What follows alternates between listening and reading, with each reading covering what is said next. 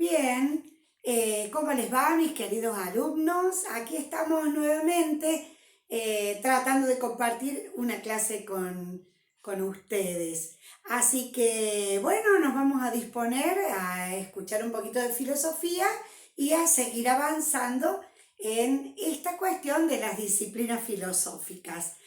Mi nombre, bueno, ya saben, es Marcela Macías y este video es para toda introducción a la filosofía, para filosofía 1 y también para filosofía del derecho, la parte atinente especialmente a lógica. Pero bueno, si ustedes vieron la clase número 3 de este ciclo, digamos, 2020, en la clase número 3 comenzamos con esta temática. Así que rápidamente voy a hacer una pequeña introducción porque saben que los videitos duran poco tiempo, duran media hora y me lleva bastante tiempo procesarlos. Entonces nos disponemos, toman su cuaderno, recuerden que todos tienen que tener el cuaderno, todos tienen que poner la fecha en la que vieron este video y comenzar a tomar apuntes. Después ustedes estudian de los autores, completan los temas de los que yo les doy lo básico como para que se ubiquen y después hacen su resumen y escriben las dudas o preguntas que tuvieran. Si recuerden que ese cuaderno tienen que tenerlo todos para acreditar que ustedes han ido siguiendo las clases y que debe ser un cuaderno, no una fotocopia ni escrito en computadora. Un cuadernito en el que ustedes van escribiendo de puño y letra, así como antes. Y eso también nos va a permitir un poquito ejercitar la ortografía y ejercitar la caligrafía, que por ahí con los medios nuevos tecnológicos la tenemos bastante olvidada. Así que bueno, los invito a que me acompañen a comenzar esta clase. Bueno, como les dije anteriormente, estábamos hablando de disciplinas filosóficas. Hablo un poquito rápido en esta parte para que nos ubiquemos. Dijimos que las disciplinas filosóficas son las partes de la misma filosofía, pero que se van a enfocar hacia algún objeto de estudio en particular. Hablamos de que existen varias disciplinas filosóficas, eso ustedes ya lo saben, y que nosotros solamente tomamos, nuestros programas de estudio solamente toman algunas, pero podemos mencionar varias disciplinas más de las que también vemos dentro de nuestros programas. Pero bueno, vamos a comenzar entonces con esta aclaración. Vamos a comenzar a rever un poquito de lo que vimos en el video anterior como la lógica. Dentro de las disciplinas filosóficas, o sea, de lo que algunos autores llaman ramas de la filosofía, nosotros podemos observar una de ellas es la lógica. De esto ya empecé a hablar en la clase 3. Podemos decir entonces, y muchos de ustedes ya lo habrán podido leer del material que tienen para estudiar, que la lógica es una parte de la filosofía que se va a encargar de dos cosas fundamentalmente: del modo en que el hombre puede pensar y de seguir ciertos principios para que esa forma de pensamiento del hombre pueda llevarnos hacia un conocimiento verdadero.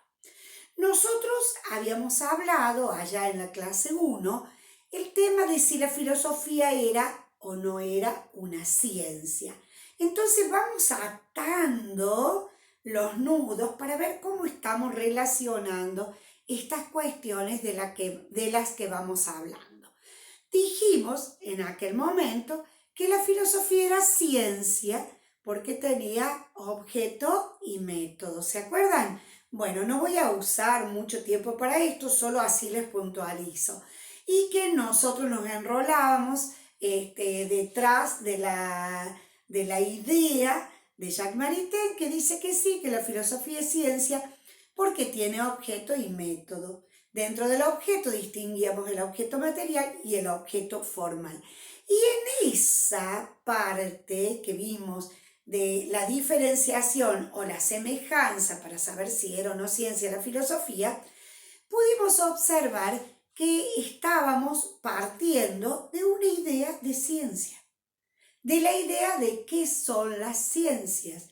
Entonces yo ahora les voy a marcar algunos puntitos que surgen de aquella clase, que sería la clase 1 en los videitos que estamos subiendo, para que tengamos bien claro qué diferencia hay, qué quedó para la filosofía o qué diferencia hay entre las ciencias particulares, algunas diferencias puntuales, y la filosofía como ciencia.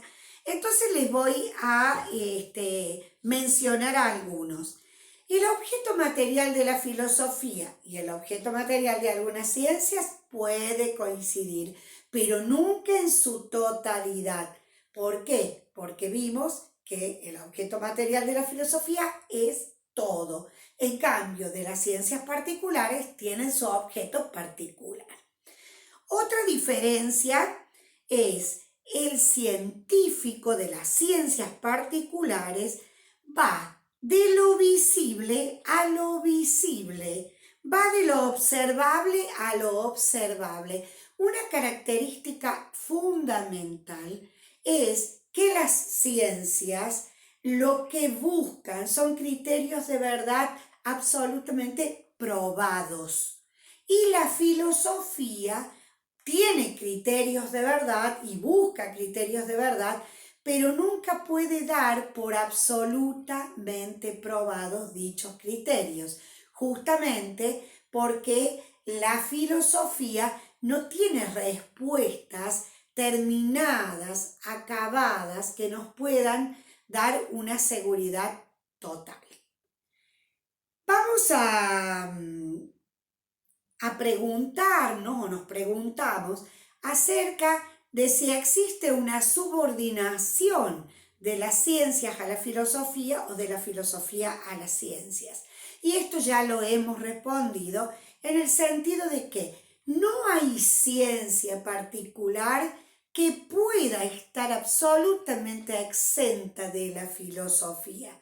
¿Por qué? Porque la filosofía tiene en sí todo aquello que tiene que ver, por ejemplo, con la teoría del conocimiento, por ejemplo, con la teoría de las ciencias. Entonces, el tema de las ciencias particulares, yo lo que quiero hacerles visualizar es que cuando estamos hablando de disciplinas filosóficas, no estamos hablando de ciencias particulares, porque son aquellas partes de la filosofía que todavía no se han desprendido. Las disciplinas forman parte del bagaje propio de la filosofía. Bien, todo esto es un poco maratónico, como repasito para que nos ubiquemos de qué estamos hablando. Volviendo entonces a las disciplinas filosóficas, vamos a tomar alguna de ellas. La que decíamos que ya habíamos comenzado en la clase 3 y vamos a continuar ahora es la lógica. Yo les decía que en la lógica podemos observar lo que llamamos la lógica formal y la lógica material. En la lógica formal, ¿de qué se encarga, qué estudia, qué analiza la lógica formal? La lógica formal va a analizar el modo en que el ser humano va a pensar desde lo más básico que entra a la mente hasta lo más profundo de la posibilidad de razonar. Entonces, cuando se analiza la lógica formal, yo siempre les digo a mis alumnos, ahora que estamos tan acostumbrados a las computadoras, Es como si tomáramos la mente del hombre, como si tomáramos una CPU y nos pusiéramos a analizar cómo estructura todo este bagaje de aparente conocimiento que tiene, cómo ingresó, cómo sigue y cómo llega a lo máximo que puede dar. Entonces vamos a ubicarnos en la lógica formal que nos dice cómo pensamos. ¿Cómo pensamos? Y vamos a decir, lo primero que la mente capta, le vamos a llamar concepto. Son conceptos, son conceptos. Esto que entra a la mente como concepto es aquello que entra a la mente. Por la vía que fuera. Entra a la mente, hagamos de cuenta, ya entró un concepto. Hagamos de cuenta que entró el concepto de cielo. ¿Sí? A través de mi sentido pudo haber entrado, miro eso que llamamos cielo y entro acá adentro. Ahora eso lo tengo acá adentro. Pero esto que tengo acá adentro, en lógica se llama concepto. Yo tengo ya el concepto de cielo acá adentro. Pero lo tengo yo. Y tal vez ustedes también lo tengan, porque alguna vez ingresó a su mente. Pero ¿cómo hago yo o ustedes para poder comunicar ese concepto a otros seres humanos? ¿Cómo puedo hacer yo para que eso que tengo en mi mente, ya lo capitalicé acá adentro, para comunicarlo? Entonces aparece esto que es tan maravilloso, que hay mucho que hablar de eso, pero que tal vez no sea este el momento para podernos extender, que se llama la capacidad del hombre de poder simbolizar, encontrar eso que tengo adentro, le tengo que poner un nombre, le tengo que llamar de alguna manera, y gracias a la capacidad de todo este aparato de fonación yo lo voy a poder transmitir, y después con la posibilidad de la utilización de los símbolos lo voy a poder escribir, tal vez ni siquiera sin hablar. Entonces, ¿qué hago? El concepto que tengo acá adentro le pongo un nombre, eso se llama término. Entonces, eso que entró a mi mente, ahora yo le digo cielo. Y el otro que tiene lo mismo en su mente comparte este término cielo. Los términos pertenecen a los idiomas, a las distintas formas de lenguaje que tenemos. Entonces, también los términos, puede haber varios términos distintos que llamen a nuestra mente al mismo concepto. ¿Me entienden? Entonces, el concepto es la primera aprehensión intelectual. Eso queda dentro de la mente, pero para sacarlo y poderlo comunicar, le tengo que poner un nombre, ¿sí? Le ponemos término. Entonces el término que cuando yo digo mesa, ustedes en el acto, su mente va a ir a buscar en sus archivos mentales y va a sacar cada uno de ustedes. Cuando yo dije eso, ya pensaron en una mesa. No importa las características, puede ser cuadrada, redonda, bajita, alta, de madera, de lo que sea, pero todos pensaron lo mismo. ¿Por qué? Porque compartimos el término. ¿Estamos de acuerdo? Bien, la segunda operación de la mente es el juicio. El juicio es una operación que consiste en relacionar distintos conceptos. Entonces, la mente tiene conceptos sueltos y une esos conceptos con una operación mental de negación o de afirmación. Entonces, la mente dice, cuando la mente me une conceptos, me está afirmando. Cuando la mente los separa, me está negando. ¿A qué se le llama? ¿Cómo se le llama a esa operación intelectual? Por ejemplo, supongamos, el gato es cuadrúpedo. Mi mente, busco dos conceptos, y es el gato y el concepto cuadrúpedo. Entonces, digo, el gato es cuadrúpedo. los estoy uniendo. Entonces, eso que ya es una operación más complicada que la primera, se llama juicio en lógica. Y el juicio se dice también, porque no queda dentro de mi cabeza. El juicio está acá dentro. Yo tengo acá dentro juicios, pero para poderlos transmitir tenemos que buscar la forma de expresarlos. Entonces decimos que los juicios se expresan a través de las proposiciones. Entonces, ¿qué es una proposición? Es la forma que tiene el ser humano de poder decir o transmitir un juicio lógico. ¿Qué es un juicio lógico? Es la unión de dos conceptos, ya sea uniéndolos, afirmando o separándolos al negar. Perdón, el juicio, más que la unión, sería la relación, uniendo al afirmar y separándolos al negar. ¿Me van siguiendo?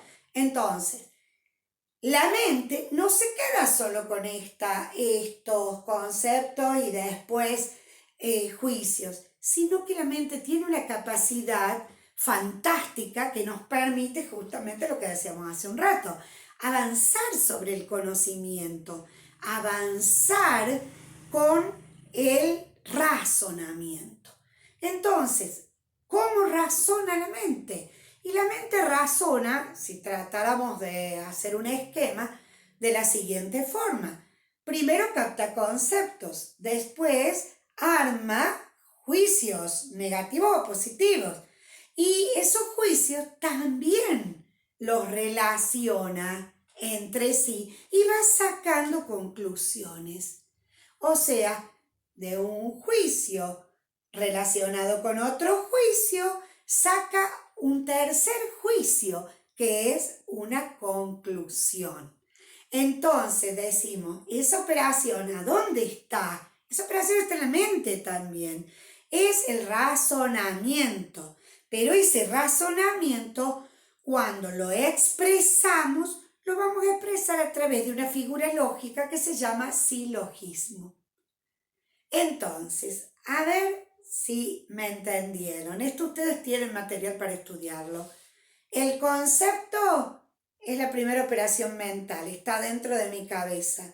Después, dentro de mi mente, relaciono conceptos, hago la segunda operación, los juicios.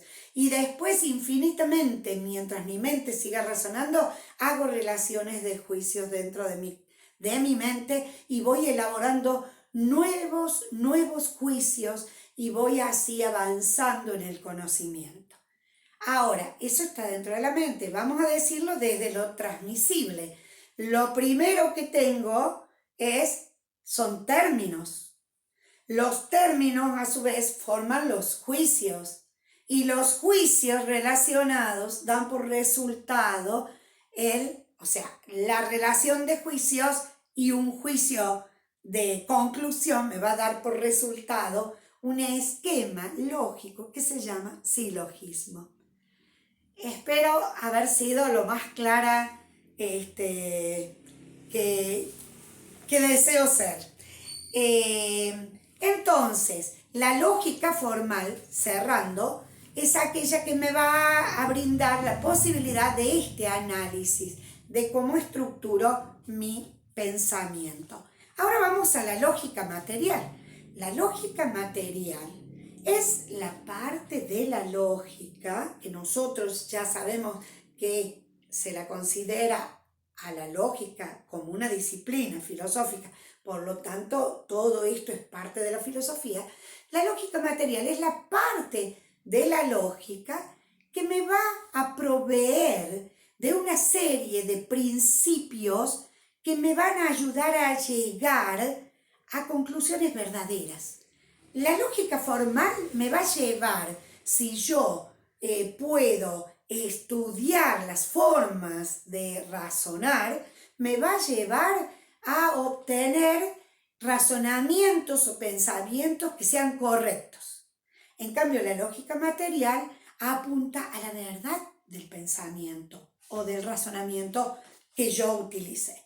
Entonces, ¿qué vamos a ver? Vamos a ver que ella tiene establecido una serie de principios que el hombre ha ido descubriendo y que debe seguir para que el razonamiento sea verdadero, ya coincida con un criterio de verdad. Entonces, la lógica formal es un instrumento formal. En cambio, la lógica material va al contenido del pensamiento. Bien, la lógica material, vamos a nombrar los principios. Los principios son principio de identidad, principio de contradicción, principio de tercero excluido y principio de razón suficiente. Ustedes tienen el material para poderlos analizar desde una óptica más científica. Yo se los voy a hacer, en este momento les voy a expresar de una manera más fácil, tratando de que encontremos el significado. Por favor, sepan que lo que yo digo no agota realmente a la lógica material. ¿Qué significa el principio de identidad? Este principio nos remonta a las conclusiones que han dejado en algunos documentos algunos griegos antiguos. Concretamente, un griego antiguo, que ya lo vamos a ver, que se llamó Parménides, expresa de alguna manera este principio, y Aristóteles, que también es un pensador de la Grecia antigua, toma este principio como uno de los principios de la lógica material. ¿Qué significa el principio de identidad? Yo se lo voy a hacer desde la cosa, o sea, desde lo ontológico, desde el ser, para que nos sea más fácil. ¿Qué dice este principio? Que todo ser es idéntico solo a sí mismo. ¿Más claro? Imposible. Entonces, ¿a qué es idéntico el ser? Solo a sí mismo. Ese es el principio de identidad. Principio de contradicción o de no contradicción. Lo van a encontrar de las dos formas traducido a este principio. El principio de no contradicción lo podemos expresar en que una cosa no puede ser y no ser al mismo tiempo y en el mismo sentido. Entonces, algo no puede estar en el mismo momento y en el mismo sentido, siendo y no siendo a la vez. Entonces, por ejemplo, el ejemplo que les pongo siempre, si yo les digo a ustedes, por ejemplo, si estudian bien, van a aprobar. Entonces, les tomo un examen y les digo, qué bien, todo lo que has dicho está excelente, tenés un 1. Sabemos que la escala es del 1 al 10. Entonces, ¿qué les pasaría a ustedes en un caso así? Me dirían, profe, ¿cómo? Si usted me está diciendo que está todo bien, ¿cómo me va a poner un 1 en un examen? Que solo la calificación fuera por lo que han dicho, ¿no? Es un examen así es un ejemplo de clase. Entonces yo les diría, y bueno, porque les pongo el 1. Y ustedes me dirían, no, profe, no puede ser que me esté diciendo que está todo bien y ese es el requisito para aprobar y me diga que no apruebo. ¿Qué sería lo que ustedes están realmente pensando? Están aplicando el principio de no contradicción. Lo aplicamos en la vida. No lo sabemos enunciar tal vez porque nunca estudiamos lógica, pero los principios salen, la lógica es parte de la vida. ¿Está claro? Bien, vamos al principio del tercero excluido. Cuando hablamos del tercero excluido, miren, piensen, tercero. Si hay tercero, porque hubo primero y segundo. ¿Sí? Entonces, ¿qué sería el tercero excluido?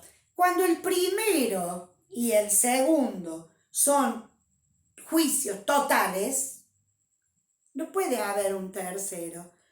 O uno de los dos es falso y no hay posibilidad de un tercero. A ver, les doy un ejemplo para que les sea práctico. Les doy un ejemplo que se da en clase y que por ahí causa gracia. Viene una amiga y le dice a la otra, ¿Cómo te fue al final con el test de embarazo? Y la otra le dice, ay, vos sabés que me dio un resultado. ¿Qué es el resultado? Estoy un poco embarazada. ¿Qué les parece? ¿Podría existir ese resultado? ¿Estar un poco embarazada? No, porque el embarazo es total. No se puede estar un poco. O hay embarazo o no hay embarazo. Respecto de la existencia de la vida, alguien no puede estar un poco vivo. O está vivo o no está vivo. ¿Está? Entonces, el principio tercero excluido, no hay una tercera posibilidad. Vamos al principio de razón suficiente, que es un principio que se relaciona mucho con el tema de la causa. La causa como causalidad, como anterior, la causa anterior. Y este principio, si lo pensamos, significa que todo aquello que es por una razón que ha sido suficiente como para llegar a que esto sea.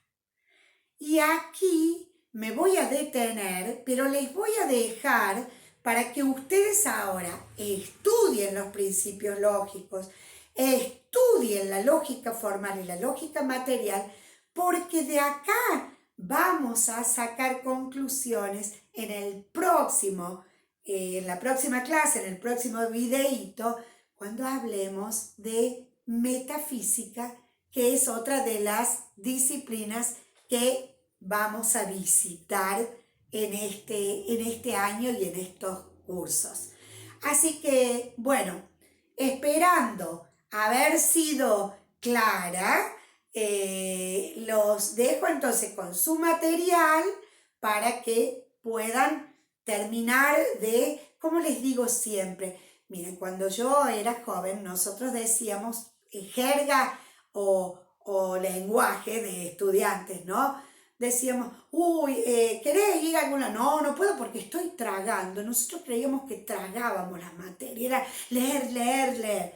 Y yo digo, la filosofía no se puede tragar, la filosofía se mastica y la filosofía va haciendo su efecto en nuestra mente mientras más tiempo va pasando en este proceso de aprendizaje. Así que, bueno, termino este videito pidiéndoles que sigan estudiando y nos seguimos comunicando de esta manera. ¿Sí? Chau, chau.